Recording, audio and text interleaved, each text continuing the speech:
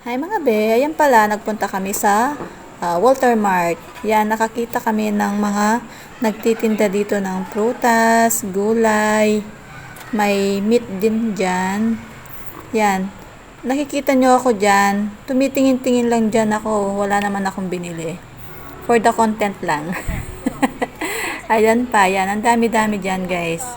'Di ba? Pero wala akong binili dyan kahit isa. Tingin-tingin lang. Yan, video-video. Wala kasi tayong pambili, guys. Kapag may sahod na, doon tayo bibili. Bago pala kami nagpunta dyan sa Walter Mart, guys.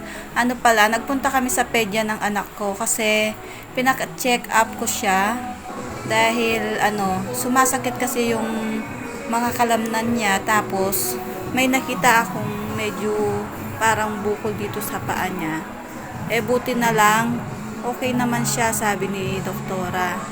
Kaya yun guys, nagpanatag na yung isip ko dahil okay yung resulta sa urine ng anak ko, sa mga test ng doktor.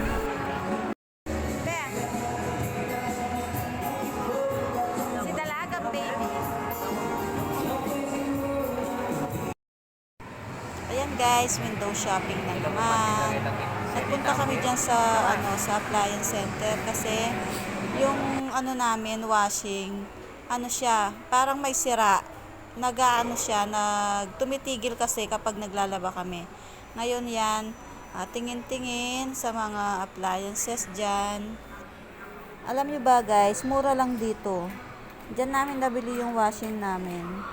Ayan ako, umupo, nagtry ako sa mga upuan, kung malambot. Yan, tingin-tingin lang ako dyan guys. Tapos, nagpa-video ako sa anak ko. Sabi ko, videohan mo ako dyan. Haharap niya din ako. Diba? Sabi ko sa kanya, halika, halika. Yan, may nakita kaming table guys. Ang ganda niya. Study table.